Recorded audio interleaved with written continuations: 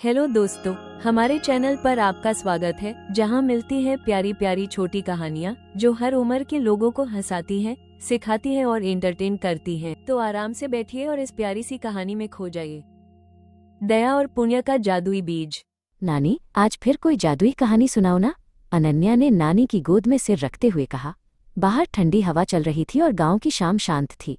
नानी ने प्यार से अनन्या के बालों को सहलाया और बोली, ठीक है मेरी बिटिया, आज मैं तुम्हें दया और पुण्य की कहानी सुनाती हूँ। याद रखना, ईश्वर उन्हीं की मदद करते हैं जो दूसरों का भला सोचते हैं। नानी ने कहानी शुरू की। एक बहुत प्यारा गांव था जहां तुलसी नाम की एक लड़की रहती थी। तुलसी हर सुबह उठकर सबसे पहले भगवान का नाम लेती और पंछियों को दाना डालती थी। वह जानती थी कि हर जीव में ईश्वर का वास होता है। एक साल उस गांव में बिल्कुल वर्षा नहीं हुई। गांव के कुएं सूख गए थे। तुलसी के पास एक छोटे लोटे में बस थोड़ा सा ही पानी बचा था। वो बहुत प्यासी थी, लेकिन तभी उसने देखा कि एक नन्ही चिड़िया प्यास से बेहाल होकर जमीन पर गिरी है। तुलसी ने सोचा, मेरा धर्म कहता है कि अपनी प्यास से पहले इस बेजुबान की रक्षा करूं। जैसे ही चिड़िया ने पानी पिया, वो एक सुंदर सुनहरी चिड़िया में बदल गई। वो कोई साधारण पक्षी नहीं, बल्कि एक दैवीय दूत थी। उसने चहकते हुए कहा, तुलसी, तुम्हारी निस्वार्थ सेवा से भगवान प्रसन्न है। तुमने अपनी प्यास की चिंता न करके पुण्य कमाया है। चलो, मैं तुम्हें एक उपहार की ओर ले चलती हूँ। सुनहरी चिड़िया उड़ने लगी और तुलसी उसके पीछे पीछे चलने लगी। रास्ता बहुत कठिन था और कंकड़ पत्थरों से भरा था। तुलसी थक रही थी, लेकिन वह जय श्री कृष्णा कहती हुई आगे बढ़ती रही। उसका विश्वास ही उसकी सबसे बड़ी ताकत थी। तभी उसे रास्ते में एक बूढ़े साधु मिले। वे एक पेड़ के नीचे बैठे थे और उनके पैर में चोट लगी थी।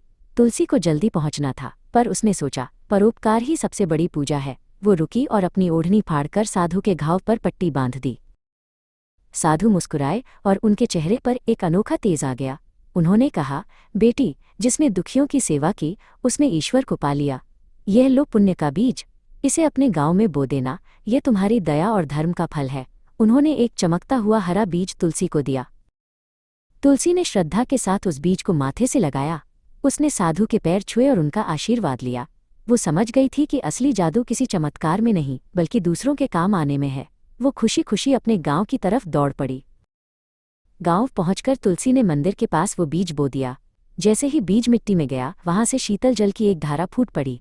पूरा गांव पानी से भर गया और देखते ही देखते चारों तरफ हरियाली छा गई। गांव वालों ने देखा कि निस्वार्थ सेवा का फल कितना सुंदर होता है। नानी ने अनन्या को गले लगाया और कहा, तो समझे तुम, जो दूसरों के लिए जीता है, भगवान हमेशा उसका साथ देते हैं।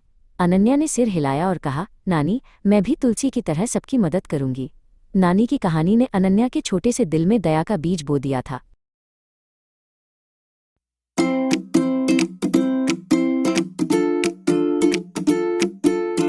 दोस्तों, अगर आपको आज की कहानी अच्छी लगी हो तो इसे जरूर लाइक कीजिए, ताकि हमें पता चले कि आपको हमारी कहानियां पसंद आ रही हैं। और हाँ, इस कहानी को अपने दोस्तों और परिवार के साथ शेयर करना मत भूलिए, क्योंकि खुशियां बांटने से और भी बढ़ जाती हैं।